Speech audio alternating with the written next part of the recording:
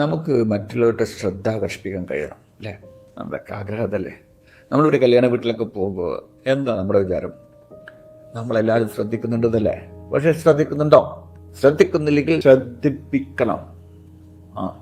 അപ്പോൾ അതിന് നമ്മളെ നടപ്പ്, ഞാനൊരു സംഭവമാണ് എന്നുള്ള രീതിയിൽ കൈകളൊക്കെ പുറകിൽ കെട്ടിയിട്ട്, ഞാൻ ലക്ഷ്യബോധമുള്ള ആളാണ്, തലയിലൊന്നുമില്ലാത്ത ആളല്ല. ഞാനൊരു ലക്ഷ്യം വെച്ച് കല്യാണത്തിന് വന്നേ ഉള്ളൂ, എനിക്ക് പണിയുണ്ട് വേറെ എന്നുള്ള രീതിയിൽ ഒരു ലക്ഷ്യബോധമുള്ള ആളെ പോലെ നടക്കാം. നടക്കുമ്പോൾ തോളുകൾ അല്പം പിന്നിലേക്ക് ആക്കി നെഞ്ചൊക്കെ വിധിച്ച് എന്തോ ഒരു വലിയ ലക്ഷ്യത്തിലേക്ക് നടക്കുന്ന പോലെ നടക്കണം. സയൻറ്റിഫിക്കായി തന്നെ ഈ ഒരു പോസ്ചർ ഉണ്ടല്ലോ, ശരീരത്തിലെ കോൺഫിഡൻസ് ഹോർമോൺ കൂട്ടുകയും സ്ട്രെസ് ഹോർമോൺ കുറക്കുകയും ചെയ്യും.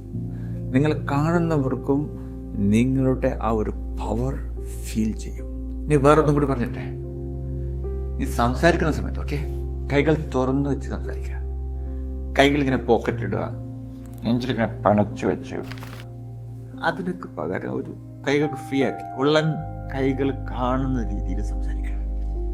കൈകൾ ഒളിച്ചു വെക്കാതിരിക്കുന്നത് നിങ്ങളുടെ സത്യസന്ധതയാണ് കാണിക്കുന്നത്. മറ്റുള്ളവർക്ക് നിങ്ങളോട് വളരെ വേഗം വിശ്വാസം ഉണ്ടാക്കാൻ ഇത് കാണണം. അതായത് നമ്മുടെ ഈ ബ്രെയിനിൽ നിന്നൊന്നും ഉണ്ടായതല്ലോ.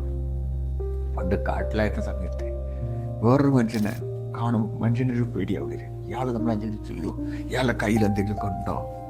അപ്പം കയ്യിലൊന്നുമില്ല, കയ്യിലൊന്നുമില്ല, ഞാൻ കണ്ടില്ലേ എന്നുള്ള രീതിയിൽ കൈകൾ ഇങ്ങനെ പിടിച്ച് സംസാരിച്ചു കഴിഞ്ഞാൽ മറ്റുള്ളവർക്ക് നമ്മുടെ സംസാരിക്കാൻ കംഫർട്ട്, അതൊക്കെ ഒന്നും കൂടിയിട്ട് സുഖം ഫീൽ ചെയ്യും.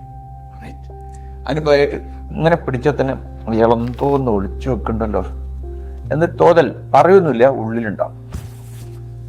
അതുപോലെ തന്നെ നമ്മൾ ഇങ്ങനെ നിന്ന് കഴിഞ്ഞാൽ കൈയൊക്കെ മുഷ്ടി ചുട്ടി പിടിച്ചു കഴിഞ്ഞാൽ എന്താ ഇയാളുടെ കയ്യിൽ വേറെ വല്ലതും ഉണ്ടോ എന്നൊരു തോന്നൽ ഉള്ളിൻ്റെ ഉള്ളിൽ. ഇതൊക്കെ ബ്രെയിൻ്റെ കാര്യം കേട്ടോ.